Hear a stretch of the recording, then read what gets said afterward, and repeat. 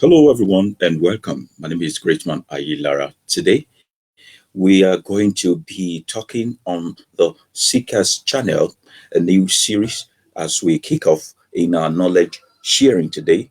It is going to be a moment of examination, a very good cross examination with ourselves. And this is the only help I want from you. As a matter of fact, I need two help from you. One help from you is to go ahead right now and share it.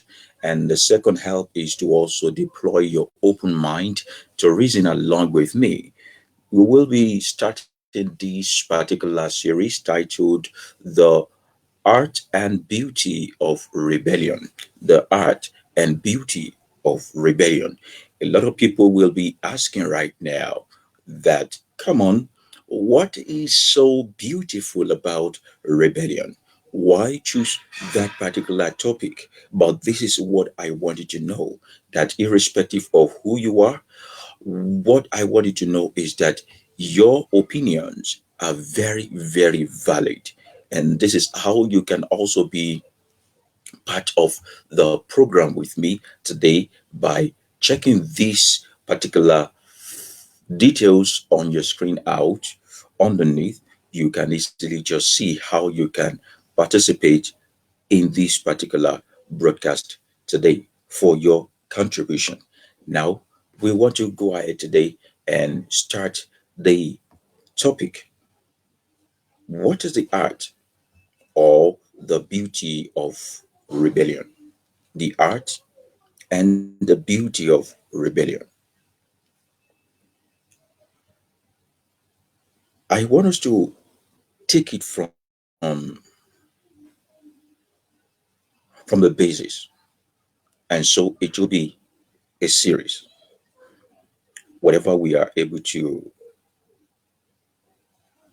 cover now will be even more than sufficient. And when we come again, we will continue from there. Let's start from this basis and this question. What exactly is rebellion? What is rebellion to you? What is rebellion? Rebellion should be looked at from a different perspective, not from the perspective of your dictionary, not from the perspective of what you have been taught in school. What if today I add two more words to it and say, let us take a critical look of at these words and compare it to what rebellion means? Number one word is this: change, change, change. The second word is this: um, transformation, transformation. Those two words we want to take a look at today. How do they play a significant role in the word rebellion? Because it is easy for people to tag you or name you or label you a rebel or a rebellious person, and immediately you will coward in and submit your confidence and your self-esteem to them. And the people that use this word on you mostly are people whose life looks exactly like this particular graphics I'm going to show you right here. It is here on my screen here. Now, look at this particular graphics. Can you see? Now, this particular graphic, it's showing you exactly those people who call you rebellious, what they mean when they call you rebellious.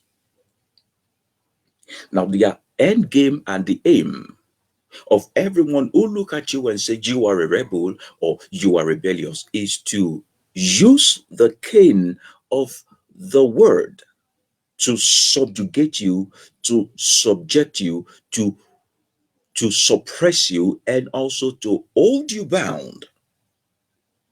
The ultimate intention is for you to bow to whoever it is that name you or label you a rebel. Now, I do not separate rebel in fact of negativity or positivity. If you are fighting for something you believe is right from your own perspective, from your own view of life, you automatically are tagged as a rebel. You automatically are tagged as a rebel. Now, there's someone here who is also saying that when you go against the fundamental principle, you automatically become a rebel. Boyedo, thank you for being part of this program today. Now, don't forget that what we are talking about is what is rebellion? Rebellion is that state in man's life when he is totally tired of the status quo, when he knew in himself that he deserved more than what he is getting and is ready to reach out for it, to grab it and possess it. So the law of the day, the government of the day, the order of the day, the leadership of the day, the status quo that governs his dispensation, his community, or maybe let's say his country, will automatically pick him out as a rebellion person or a rebellious person because he need what we call change, and the end result of change is for lives to be transformed. So that's why I said we need to back up rebellion with two words so we can understand effectively well. Rebellion comes with you having a change through the instrument of transformation. Now, either in politics, either in family, either in religion, either in society, there is a need every now and then. If you have not been conquered or suppressed to live by the rules of the day that does not bring the right transformation towards your way or help you achieve what is it that you desire, for you to rise up and be rebellious. So we'll talk about family. When a woman in a home chose to say to the husband that enough is enough, I will not be battered, I will not be abused anymore. And see, the process or the situation or that event of calling for what she deserves and also desire is rebellion. So when people call you rebellious or they call you rebel, do not think of it as a bad thing. They are trying to label you so they can put you in a cave. So when you go against the fundamental principle or the law that governs the land, which is not giving you what you deserve or desire, that is rebellion. Now, the religion you practice, your spiritual disposition right now, does it put on your lap exactly what it promised you? And people, let me say, people also have the right to rebel when the agreement we had is not the promises being delivered.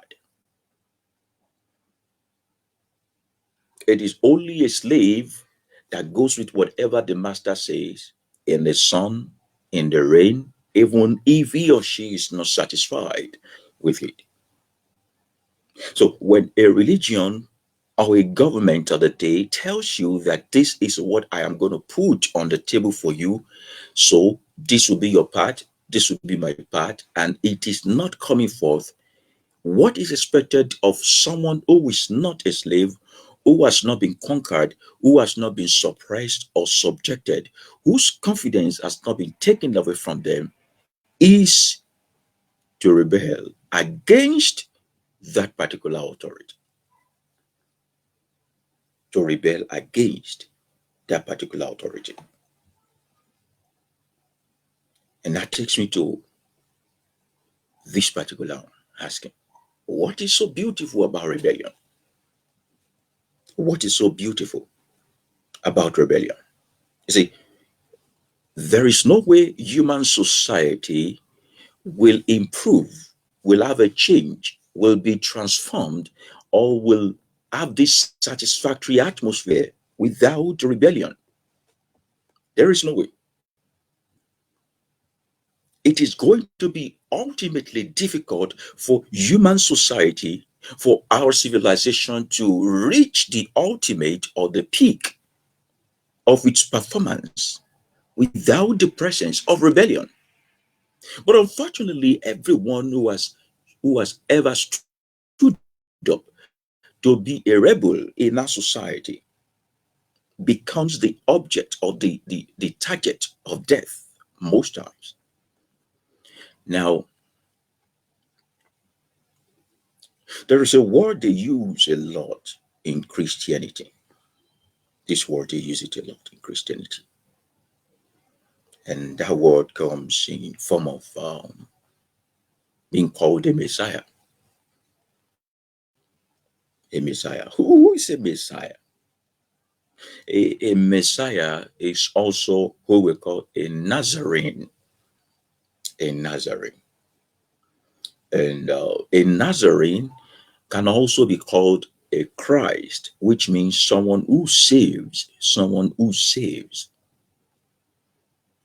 A Christ is someone who steps in situation to speak on behalf of one person or group of people to demand for their right, either in terms of saving them from embarrassment, shame, or the chain of religion.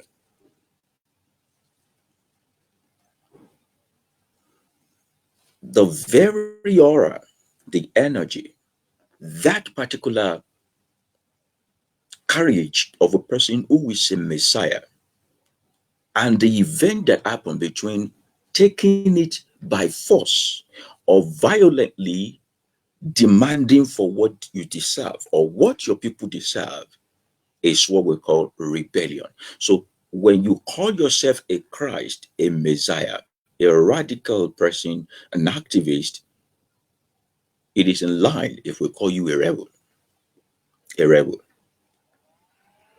Now, while being a rebel may be very ugly, while being a rebel could be something that is not palatable, the end result of rebellion is the product, it is the product of the end result of rebellion that we enjoy today as civilization. Every single improvement mankind has ever made, every single success we have ever recorded, and everything we could call success or pleasantness or transformation or change in life comes as a result of rebellion. So while rebellion could put the food on our table as at the right time, while rebellion could take us from this level of myopism, this level of slavery to the level of freedom, not many people are willing to be a rebel. So the moment you begin to call for change and transformation, what you are doing is you are becoming a rebel. Now, if what you are doing is simply rebellion and you have become a rebel, why do you feel bad, sad, labeled, stigmatized against when people call you what you are? It is normal to call a fool foolish. It is normal to call someone who is wayward in terms of financial accountability thief. When we live in a world that calls a spade, if you are rebellious, it is only normal for you to love that title and that labeling called a rebel. One thing I've discovered in mankind is that our hypocritical level of doing what we don't want to be labeled as, of creating a brand we cannot wear, is so to the highest heaven. So when you query people in church, they call you Antichrist because what they expect you to do is to be a fool, to just trust, to obey. Meanwhile, you need to seek to find the truth. And what is not right, you are willing to point it out. So they call you Antichrist, but you are angry, you are sad, you are dejected, you feel depressed. That's what you are. When you go against the principle of the government of the day, that is disenfranchising the common and average citizen, and they call you a felon or a disruptor of peace, you become sad. So, my own question to you is, what do you think you are doing? And who do you think you are? So, the moment you begin to say, I'm not going to fall in line, I'm going to be outstanding. Outstanding means that you are standing outside of the status quo or the normal way of life to to blaze a trail for yourself and to tread a new path. You have disrupted the organization that is existing in your society and should be very happy to be called who you are, because it is in accepting who you are that you are able to exert some level of confidence, and other people will now begin to cherish your personality. Are you with me? It is until you become who you say you are, until when your passion, the thought pattern, what your desire is, aligns with what you are called, that is when manifestation of your dream is possible. But we have a lot of people who are thinking freedom, who are desiring freedom, but are acting as coward. You cannot be free. You cannot be free. We have a lot of people out there who knew something is wrong, who want to really live a righteous life, but they cannot even point it out when they see evil. You are never going to be free. Have you ever thought about the fact that the people that are most popular in the world, people that folks fall in love with most in the world, people that have the best of followers in the world, are those people who are resilient and wear the brand that they believe they are. There's a president in the continent of America today, nasty kind of person. But people love him because he refused to be defined by their own disposition towards him. He chose to wear himself. And then we have a certain prophet in quote in this country today who speaks a very funny grammar. We love him. We know he is not true. We know he's fake. But we love his personality because he told us that we cannot tell him what to be or who to be. He wore his own self. He was ready to wear his own brand. Are you going to wear this brand of being a rebel so that at the end of the day, that your life will be worthy of emulation a little bit?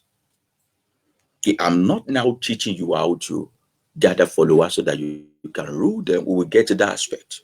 We'll take this topic in series. But I'm saying there is a beauty in rebellion. The beauty of rebellion is that those who are rebels are wearing this tag of being a rebel with all sense of confidence because they did not throw away their confidence. The reward comes at the end of the day. But look at you, you need a change in your life, but you can't stand up to your oppressor. You want badly to have a change in your life. You want things to turn around. You want the glory to come. You want to be happy. But look at the life you live right now. Does it look like where you're going to? Now we go back to this particular pictorial representation of what we're talking about today. Now look at this man. There's a man here in front of the whole crowd of people. And this man could be a politician. The man here could be a pastor. It could be an imam. What else could it be? It could even be God. Whoever it is that is pushing you in the direction that your desire does not align with is this man. And it will not come with a smiling face, always with a cane in his hand.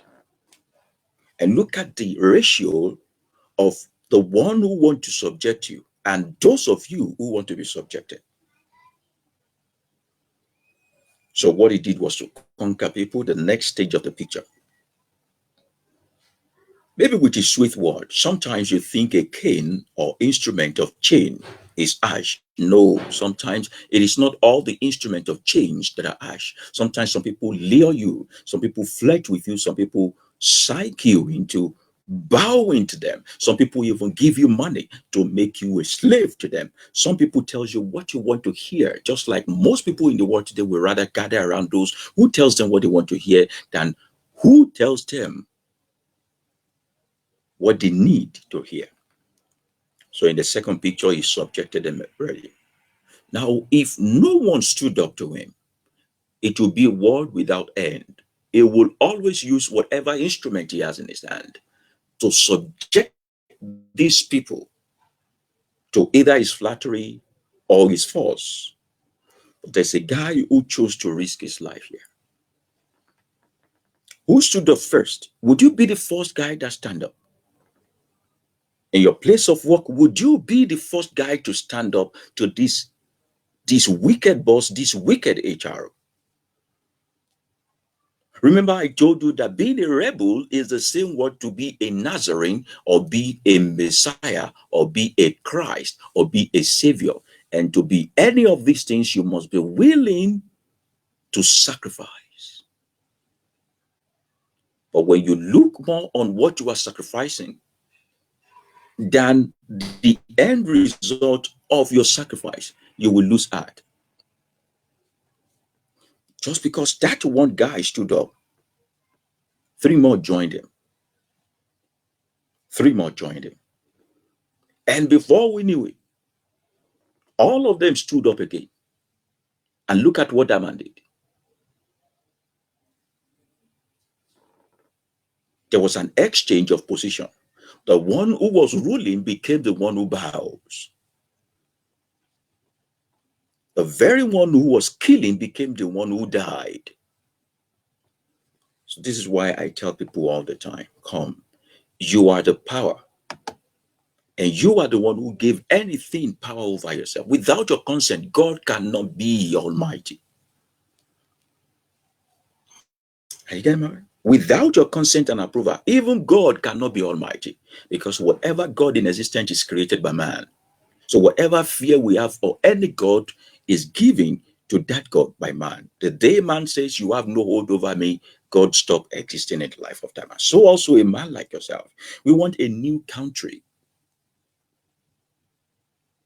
We want a better nation. We want a life that is befitting humanity. We want a situation whereby we will be truly human and truly divine. But look at the way we are living our lives. Cowards. Folks who cannot even be expressive. Intimidated folks. Folks with inferiority complex. Folks who cannot even look at you in the face and speak to you.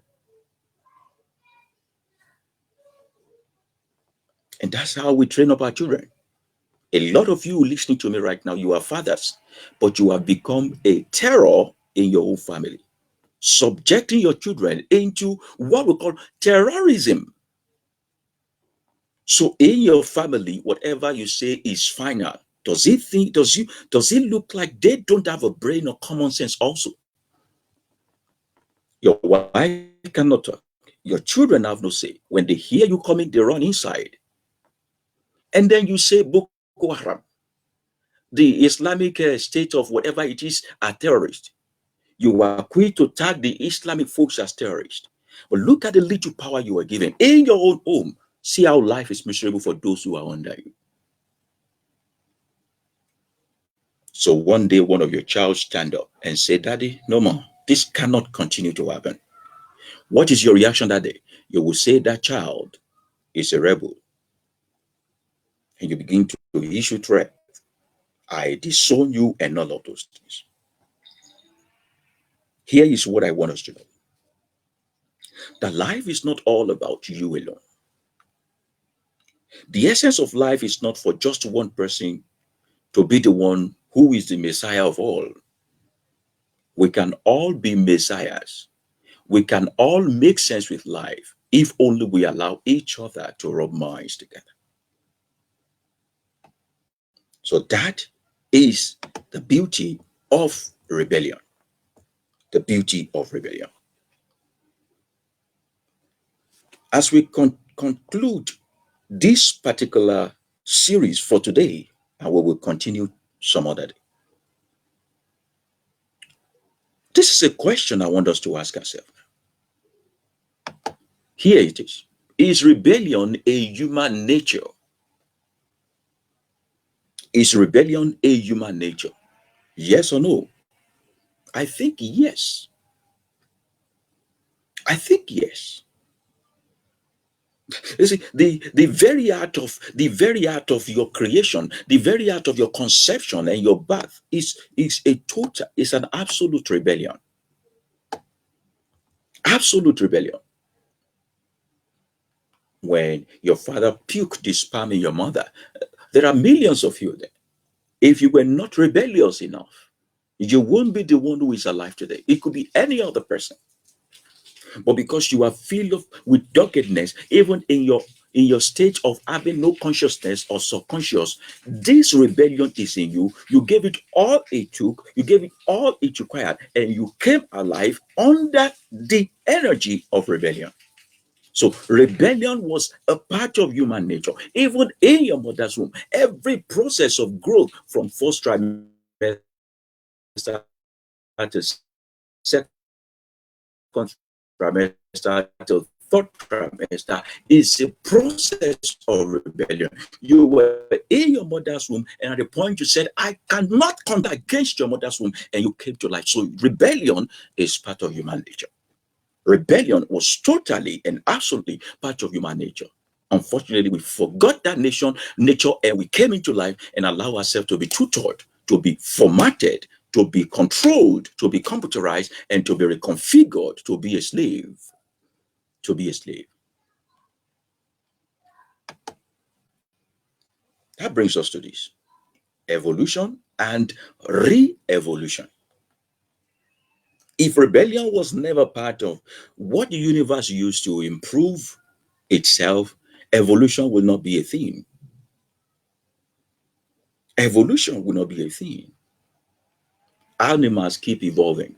Life keep evolving. Weather keep evolving. Planets keep evolving. Evolution is just here and there. And from a seed put in the soil to a plant or a tree bringing out a seed, evolution. It is a process. It is a cycle and a recycling situation. Evolution. So the first time it happens is what we call evolution. If it happens again, we call it re-evolution. And that's what we say and we use as revolution today. Revolution is re-evolution. Re-evolution. Where we get to a stage whereby what you promised us is not what you deliver. So what we do is we revolt. We stage a revolution plan. What we gave to you is a mandate to keep helping us to evolve. But you got there and you became static.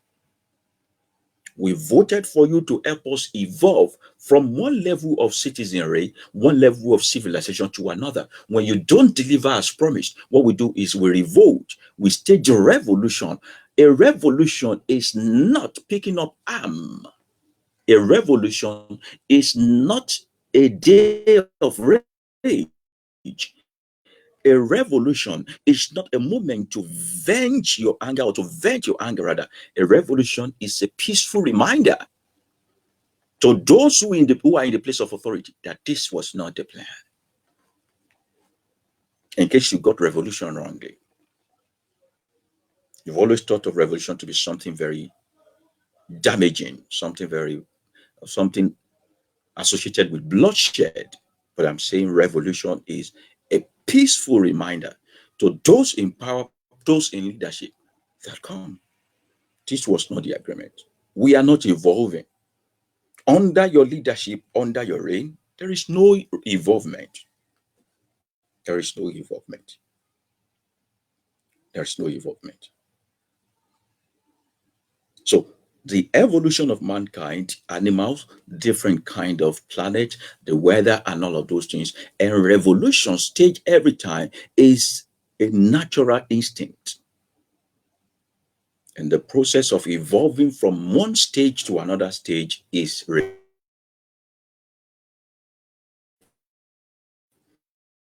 when you move from level A to level B, between level A to B is what we call rebellion. To be. And if you do that again, we call it re-evolution, which is revolution. So evolution is what we use to identify those who did it first. And revolution is what we use to identify those who repeated evolution. Who repeated evolution. Who repeated evolution.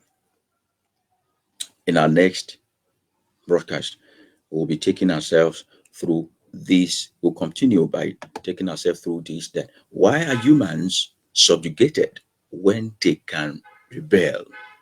Why are humans subjugated when they can easily just rebel? Why do we live like slaves? Why do we live, why do we keep allowing one person to run us over, mess our lives up, when we can actually rebel and demand for what we want? Why do we do these things to ourselves? Why do we adapt so easily to sufferness, to suffering rather? Why do we allow things that are not worthy of our time to consume us? Why do we allow those things? Why do we allow those things? Now, before I move on and bring this particular broadcast to a close, I would just like to remind you that this particular class is currently on right now. The registration for this particular class is currently on. We started this particular class in Zoom, identifying and harnessing your mystical elements for prime performance, identifying and harnessing your mystical element for prime performance. A lot of people want to be better than this. They are looking for their mystical element, how they can effectively do things and flow with the tides of the universe without hiccups. How can who I am inside of me be useful for who I am becoming outside of me? We have done the first class. This is the second class, and you can use the opportunity to just be part of this particular class by sending the reason why you want to be admitted to this class to greatmanayilara@gmail.com. Greatmanayilara@gmail.com. Just say, I am interested in this class. This is the reason why I am interested in this class, so that you can get your classroom link to this particular class. It's happening on the 9th of May 2020. 9th of May, I think it's few days time, 2020. 3 p.m. West African time. 3 p.m. West African time. We have done the first class. We are moving into the second class. We got a lot of testimony, a lot of testimonials regarding the first class, where people learned about a great deal regarding water and those who identify with that element of water. The rest part of element, I would like to give you that secret. And you know, the beautiful thing about this particular class is that it is free of charge. Free of charge. I want you to learn with me. I want you to grow with me. I want you to get to a point where you will not need to come over and over again to hear me speak, but I will be sitting down knowing that you are effectively disposing information as a seeker, as someone who is knowledgeable, and helping the world to actualize their individuality and become the real person that they are meant to be without subjecting themselves to the slavery of man. Uh, Other class that we also started that we have not finished. We have concluded the first class of this particular one, maximizing the gift of depression. Maximizing the gift of depression. We did that class few time ago, a few days ago.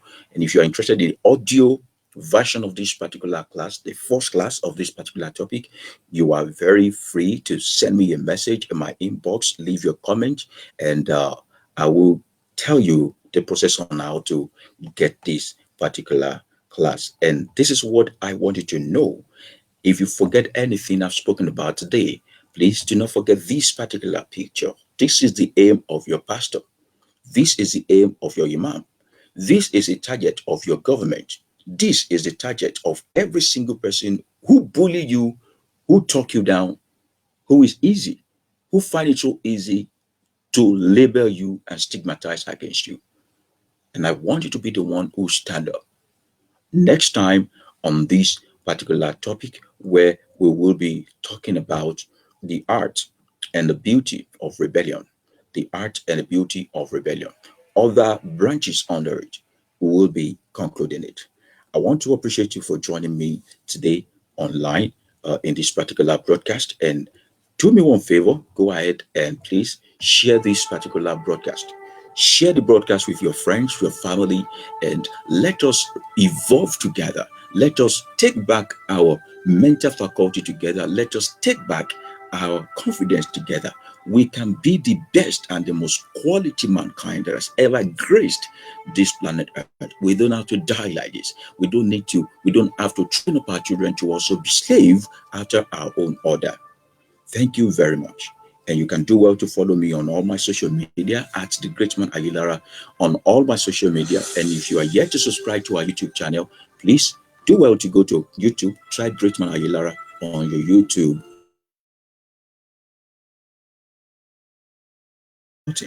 and if you have a token to support us, we'll also be very glad because we want this broadcast to keep coming seamlessly and making life easy for every one of us. Thank you and namaste.